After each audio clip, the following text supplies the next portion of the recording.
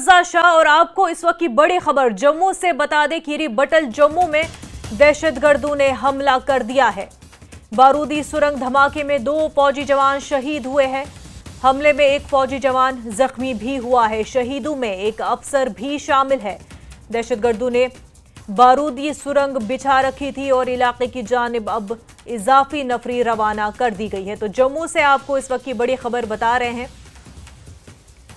कि बटल जम्मू में दहशतगर्दों ने हमला कर दिया। बारूदी सुरंग धमाके में 2 फौजी जवान शहीद हुए हैं और इस हमले में एक फौजी जवान जख्मी भी हुए हैं। वहीं शहीदों में एक अफसर भी शामिल है। दहशतगर्दों ने बारूदी सुरंग बिछा रखी थी जिसमें 2 फौजी जवान शहीद हुए हैं, एक जख्मी हुए हैं। इलाके की जानिब इजाफी नफरी रवाना कर दी गई है।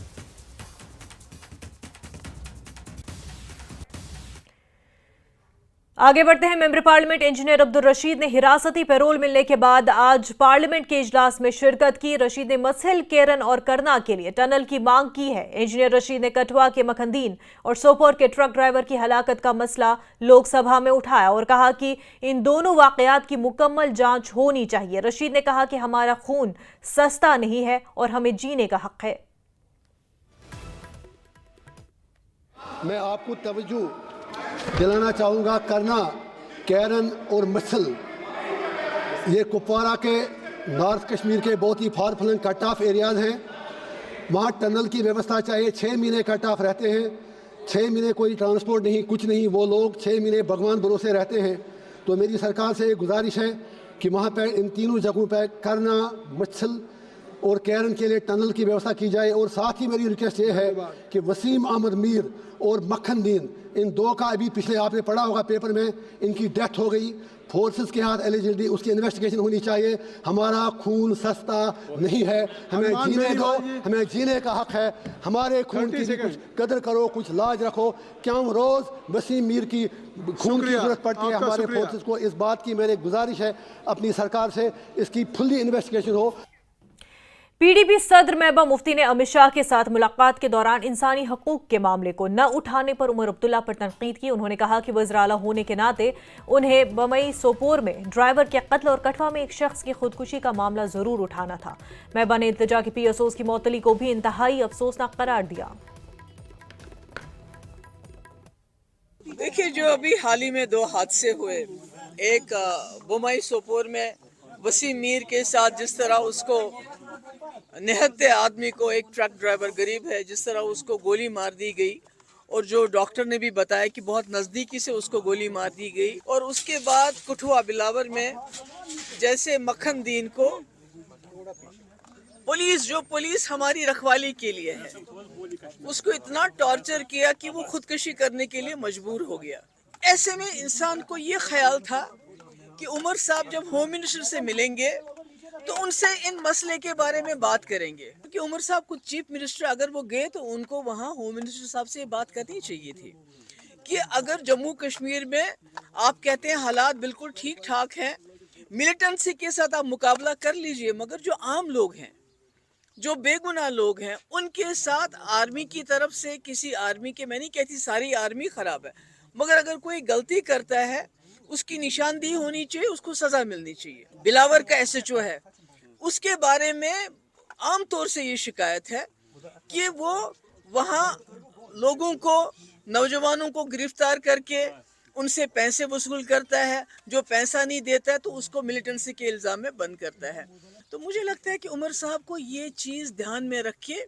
स्टेटहुड तो ठीक है, आज नहीं कल नहीं परसों स्टेटहुड तो मिल ही जाएगा, मगर ये जो जम्मू कश्मीर के लोगों ने इतनी बड़ी तादाद में वोट दिया इस सरकार को कि सबसे पहले तो जान है, स्टेटहुड तब है जब इंसान जिंदा रहेंगे। तो मुझे ये अफसोस है कि उन्होंने ये बात नहीं की, करनी चाहिए थी। दूसरी बात मैं ये कहना चाहती हूँ कि हम अपोजिशन है, PDP अपोजिशन है, हम कोई मिलिटेंट जमात नहीं है और हमारा हक है जहाँ ज्यादती होगी वहाँ जाके लोगों के साथ खड़ा रहना। अगर आपने उनके PSO को खुद रोका, गाड़ी उसको भेजी नहीं, तो फिर आपने उन्हीं PSO को कैसे सस्पेंड किया? उनका कसूर क्या है?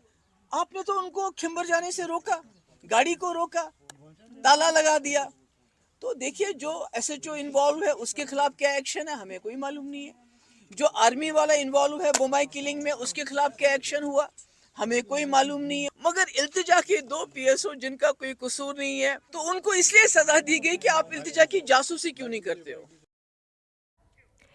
बीजेपी तर्जुमान अल्ताफ ठाकुर ने पार्लियामेंट में इंजीनियर रशीद की तकरीर पर कहा कि बीजेपी हमेशा कश्मीर में बेगुनाहों की हलाकतों के बारे में आवाज उठाती रही है। उन्होंने कहा कि हिंदुस्तान मदर ऑफ डेमोक्रेसी है, इसलिए रशीद पार्लियामेंट में है। ठाकुर ने कहा कि शुमाली कश्मीर में टनल की तजवीज पहले से ही पाइपलाइन में थी। प्रोजेक्ट रिपोर्ट तैयार कर ली गई है और जल्द काम शुरू कर दिया जाएगा। इल्तिजा के SPOs के बारे में महबूबा के दावे को ठाकुर ने मुस्तरद कर दिया। स्पोक्स पर्सन अल्ताफ ठाकुर जुड़े हुए, मजीद बात करते हैं। ठाकुर साहब, देखा आपने 30 सेकंड दिए गए आज इंजीनियर रशीद को, जिसमें उन्होंने इस तरीके का बयान दिया, कैसे देख रहे हैं इस बयान को? देखिए, यही खूबसूरती है इंडियन डेमोक्रेसी और इंडियन जुडिशरी की कि कल आप एक दिन पहले जहां महबूबा जी ने मदर ऑफ डेमोक्रेसी पे उंगली उठाई थी, आज मुझे लगता है उसको जवाब मिल गया कि इंडियन डेमोक्रेसी कितनी खूबसूरत और इंडियन जुडिशरी कितनी खूबसूरत। एक जो मुजरिम अभी जेल में बंद है, उसको भी पार्लियामेंट में बोलने की इजाजत दी गई है। इसको हम इंडियन डेमोक्रेसी कह सकते हैं। और जहां तक इंजीनियर रशीद का ताल्लुक है, देखिए अच्छी बात है, उन्होंने आज बोला है और सड़कों की बात की है। जहां इंजीनियर रशीद साहब अभी करना की बात करें, शायद पहले ही उसकी DPR बन गया है, प्रोजेक्ट है, और वहां टनल मरकजी गवर्नमेंट ने पहले ही उसको अप्रूव किया है। और जहां तक आप कठवा और इसकी बात की, देखिए भारतीय जनता पार्टी का एक ही उसमें टेक है कि हमने पहले भी कहा है कि अगर कहीं कुछ गलत हुआ है तो उनको सजा मिलनी चाहिए और कसूरवारों को सजा मिलनी चाहिए, और उस पर एक कमेटी बिठानी चाहिए जिसकी जांच के लिए और वेरिफिकेशन होनी चाहिए। भारतीय जनता पार्टी का भी यही मानना है। और वही कुछ देर पहले ही PDP की सर जो महबूबा मुफ्ती है, उन्होंने भी मीडिया से बात की, और जब उनसे पूछा गया, उमर अब्दुल्ला कल गृह मंत्री से मिले थे, तो उन्होंने कहा कि देखिए मुद्दा स्टेटहुड का नहीं है, वो आज नहीं तो कल तो मिल जाएगा, लेकिन मुद्दा जो है वो है कि किस तरीके से इस वक्त जो ये सिविलियन किलिंग्स हैं इन पे कहीं ना कहीं काबू पाया जाए। और वही जो हाल ही में आपने खबर भी सुनी कि 2 SPOs जो थे इल्तिजा मुफ्ती के, उनको निकाल दिया गया है। तो यहाँ महबूबा मुफ्ती कह रही हैं कि उनको स्पाइंग के लिए रखा गया था, लेकिन उन्होंने माना नहीं, इसलिए उनको निकाल दिया गया। देखिए, जहां तक स्टेटहुड की बात है, स्टेटहुड जिस पे महबूबा जी ने आज बोला, और हम पहले कह चुके हैं कि देश के प्रधानमंत्री जी ने कहा और देश के गृह मंत्री ने कहा कि मौजूद वक्त पे आपको स्टेटहुड मिल जाएगा। और हम मानते हैं कि दहशत के खिलाफ जो जंग है वो अब जम्मू कश्मीर के लोगों ने भी जीती और जम्मू कश्मीर पुलिस और आर्मी ने भी जीती, और कभी भी किसी भी वक्त अब जो स्टेटहुड वापस मिल जाएगा। और जहां तक SPOs का ताल्लुक है, देखिए उनकी सेफ्टी और सिक्योरिटी इल्तिजा मुफ्ती जी थी, उसको सिक्योर करना था, सिक्योरिटी देना। कैसे वो इनसे भाग गई और उनको पता ही नहीं चला है, इसलिए उसको शायद अपने डिपार्टमेंट ने सस्पेंड कर दिया। उनकी सेफ्टी और उनकी सिक्योरिटी का उनको ध्यान रखना था, और जो VIP है जिसकी सिक्योरिटी की गई है, उसकी सेफ्टी के लिए 2 PSOs को लगाया गया है। उनको पता ही नहीं वो कहाँ सोई थी और इल्तिजा मुफ्ती कहाँ कोठवा पहुंच गई। मुझे लगता है गवर्नमेंट इस मसले को उन्होंने बड़ी संजीदगी से साथ लिया और देखा। और जहां तक उनकी सस्पेंड का ताल्लुक है, सस्पेंशन इसलिए हुई कि वो बेखबर थे कि इल्तिजा मुफ्ती कहाँ गई। बहुत शुक्रिया है न्यूज़ 18 के लिए जहांगीर अजीज के साथ श्रीनगर से मैं सरोज कफील। नेशनल कॉन्फ्रेंस के चीफ तर्जुमान तनवीर सादिक ने बीजेपी के साथ किसी भी किस्म के इत्तेहाद को खारिज अज़ इम्कान करार दे दिया है। तनवीर सादिक ने कहा कि NC ने बीजेपी के बारे में अपना मौक़िफ़ तब्दील नहीं किया, लेकिन वज़ीर आला की हैसियत से उमर वज़ीर दाखिला से मुलाकात कर सकते हैं। महबूबा मुफ्ती के बयान पर तनवीर सादिक ने कहा कि वज़ीर आला इंसानी हकूक़ का मसला पहले ही वज़ीर दाखिला के साथ उठा चुके हैं। महबूबा जी को मैं एक चीज़ याद दिलाऊं कि जो 2019 है वो उन्हीं की देन है। 2014 अगर उन्हें बीजेपी के साथ हाथ नहीं मिलाया होता, एक ही कैबिनेट में बैठे नहीं होते, तो शायद 2019 नहीं होता। और 2019 की वजह से हमारा स्टेटहुड, हमारा लॉ एंड ऑर्डर और हमारा होम डिपार्टमेंट हमारे हाथ से चला गया। तो आज जो कठुआ में हुआ या जो बारामूला में हुआ, अगर हम उसमें कुछ नहीं कर पा रहे हैं क्योंकि law and order home department हमारे पास नहीं है, वो इन्हीं की देन है। और जहां तक महबूबा जी का कहना है, उमर अब्दुल्ला साहब ने कल होम मिनिस्टर साहब के साथ पहले यही बात उठाई है कि चाहे वो कठुआ हो या बारामूला हो, ऐसे इंसिडेंट्स नहीं होना चाहिए और एक टाइम बाउंड इंक्वायरी होनी चाहिए इसमें। और इस चीज़ से जो इंसिडेंट्स हुए हैं उनकी वजह से लोग दूर होते हैं मेन स्ट्रीम से, और उस चीज़ पे उमर अब्दुल्ला साहब ने बड़े ज़ोर शोर से इसके बारे में बात की। लेकिन स्टेटहुड इसके साथ इसलिए जुड़ा है क्योंकि फिर डायरेक्टली लॉ एंड ऑर्डर और होम हमारे हाथ में। शायद महबूबा जी इसलिए नहीं क्योंकि उन्हीं की ये देन है, तो जिनके मकान शीशों के होते हैं वो दूसरों को पत्थर नहीं मारते हैं, तो मेरी सलाह उनको यही होगी। तो सर जिस तरह से ग्राउंड की अगर हम बात करेंगे तो काफ़ी दिक्कतें आ रही है हुकूमत को भी, हम ये बात समझते हैं, लेकिन दूसरी जानब जो अटकलियाँ है, स्पेकुलेशंस तेज़ हो रही है कि कहीं नेशनल कॉन्फ्रेंस और बीजेपी का मर्जर ना हो जाए, और उस पर भी उंगली उठाई जा रही है कि डॉक्टर फारूक साहब जो है दिल्ली में विराजमान है, तो इस हवाले से क्या कहना चाहिए, किस तरह से वजाहत करेंगे? पहली बात ये, एक लोकल न्यूज़पेपर ने जो ये न्यूज़ निकाला, मैं आपकी वसादत से जम्मू कश्मीर के लोगों को एक एश्योरेंस देना चाहता हूं कि ये बेबुनियाद है और बहुत इरेस्पॉन्सिबल स्टेटमेंट एक लोकल न्यूज़पेपर ने निकाला है। इसको हमने अभी उसका एक रिबटल निकाला है, एक उसका पूरा हमने उसको क्लियर कर दिया है कि ऐसी चीज़ नहीं है।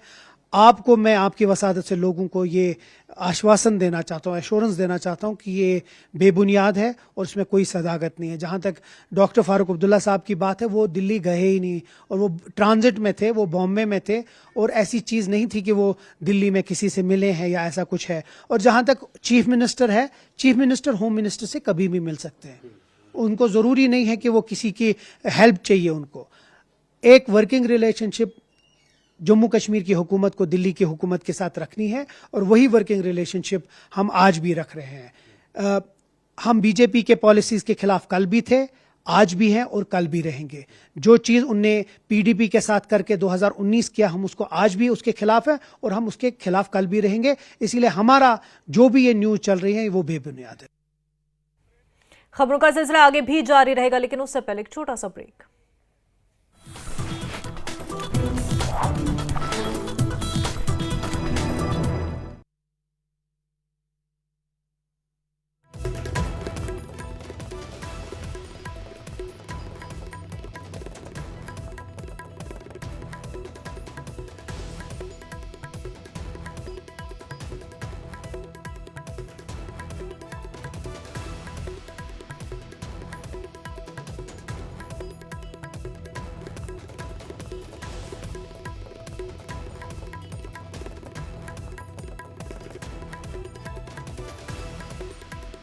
नमस्कार।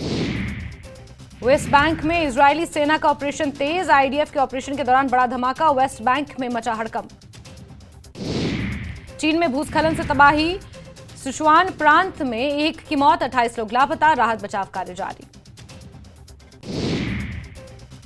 उत्तर कोरिया ने अपनी आर्मी का 77वां स्थापना दिवस मनाया, उत्तर कोरिया के नेता किम जोंग उन ने इस मौके पर अमेरिका पर साधा निशाना। अमेरिकी राज्य एरिजोना के एयरपोर्ट पर 2 निजी जेट विमानों की टक्कर, हादसे में एक शख्स की मौत, कई लोग घायल। हमास को अमेरिका के राष्ट्रपति डोनाल्ड ट्रंप की सीजफायर खत्म करने की चेतावनी, ट्रंप ने हमास को शनिवार दोपहर 12 बजे तक इजरायल के सभी बंदियों को रिहा करने के लिए कहा। हिमाचल में फिर सूखे जैसे हालात, जनवरी में 84% कम हुई बारिश, किसान बागवान परेशान। कुल्लू में सरकारी अस्पताल की हालत खस्ता, लंबी लंबी लाइन में घंटों तक अपनी बारी के इंतजार में मरीज, वक्त पर इलाज मुहैया ना होने का लगाया आरोप। बीजेपी प्रदेश अध्यक्ष डॉक्टर राजीव बिंदल ने दिल्ली में बीजेपी की जीत पर जाहिर की खुशी, साथ ही सुक्खू सरकार पर बोला हमला, कहा जनता के वादे नहीं हुए पूरे। बिलासपुर में मुख्यमंत्री सुक्खू के बयान पर सवाल, बीजेपी के मुख्य प्रवक्ता रणधीर शर्मा ने कहा चुनाव में धांधली वाला बयान वापस ले मुख्यमंत्री ने नैना देवी में धांधली की कही थी बात। हरियाणा नगर निकाय चुनावों के लिए आज से नामांकन शुरू, 8 नगर निगम 4 नगर परिषद के लिए 2 मार्च को होंगे चुनाव, 12 को आएंगे रिजल्ट। कांग्रेस ने राज्य निर्वाचन आयुक्त से की बैलेट पेपर से निकाय चुनाव कराने की मांग को लेकर निर्वाचन आयुक्त धनपत सिंह को सौंपा ज्ञापन।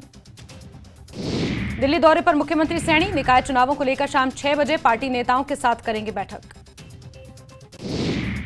हरियाणा के कैबिनेट मंत्री अनिल विज को बीजेपी ने जारी किया कारण बताओ नोटिस, बीजेपी प्रदेश अध्यक्ष और मुख्यमंत्री पर सवाल उठाने पर मांगा गया जवाब। माघ पूर्णिमा से पहले महाकुंभ में उमड़ी श्रद्धालुओं की भीड़, प्रयागराज को जोड़ने वाली प्रमुख सड़कों पर गाड़ियों का लंबा रेला, मध्य प्रदेश के रीवा जबलपुर में कुंभ जाने के लिए लगा गाड़ियों का लंबा जाम। वेस्ट बैंक में इजरायली सेना का ऑपरेशन तेज, आईडीएफ के ऑपरेशन के दौरान बड़ा धमाका, वेस्ट बैंक में मचा हड़कंप। चीन में भूस्खलन से तबाही, सिचुआन प्रांत में एक की मौत, 28 लोग लापता, राहत बचाव कार्य जारी। उत्तर कोरिया ने अपनी आर्मी का 77वां स्थापना दिवस मनाया। उत्तर कोरिया के नेता किम जोंग उन ने इस मौके पर अमेरिका पर साधा निशाना। अमेरिकी राज्य एरिजोना के एयरपोर्ट पर 2 निजी जेट विमानों की टक्कर, हादसे में 1 शख्स की मौत, कई लोग घायल। हमास को अमेरिका के राष्ट्रपति डोनाल्ड ट्रंप की सीज फायर खत्म करने की चेतावनी। ट्रंप ने हमास को शनिवार दोपहर 12 बजे तक इजरायल के सभी बंदियों को रिहा करने के लिए कहा। हिमाचल में फिर सूखे जैसे हालात, जनवरी में 84% कम हुई बारिश, किसान बागवान परेशान। कुल्लू में सरकारी अस्पताल की हालत खस्ता, लंबी लंबी लाइन में घंटों तक अपनी बारी के इंतजार में मरीज, वक्त पर इलाज मुहैया ना होने का लगाया आरोप। बीजेपी प्रदेश अध्यक्ष डॉक्टर राजीव बिंदल ने दिल्ली में बीजेपी की जीत पर जाहिर की खुशी, साथ ही सुक्खू सरकार पर बोला हमला, कहा जनता के वादे नहीं हुए पूरे। बिलासपुर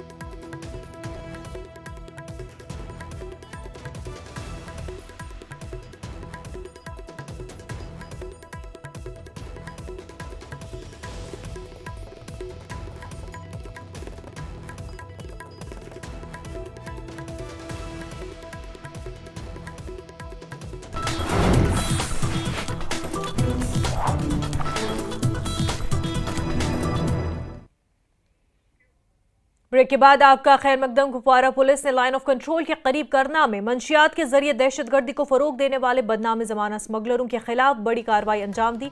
पुलिस ने एनडीपीएस एक्ट की दफा 68A के तहत 2 रिहायशी जायदादों को जब्त कर लिया। जाकिर हुसैन शाह और इम्तियाज अहमद खान नामी स्मगलरों के घरों को सील कर दिया गया, जिनके कब्जे से भारी मिकदार में मंशियात, असलहा और धमाका खेज मवाद बरामद हुआ था। पुलिस का कहना है कि ये अफराद मंशियात की कमाई से गैर कानूनी जायदादें बनाकर खित्ते में दहशतगर्दी को फरोग दे रहे थे।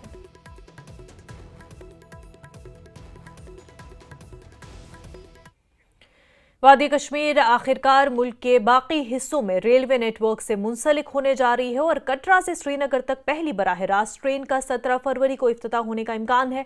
कटरा बारामूला रूट पर जल्द ही रेल सर्विस शुरू होने की उम्मीद है।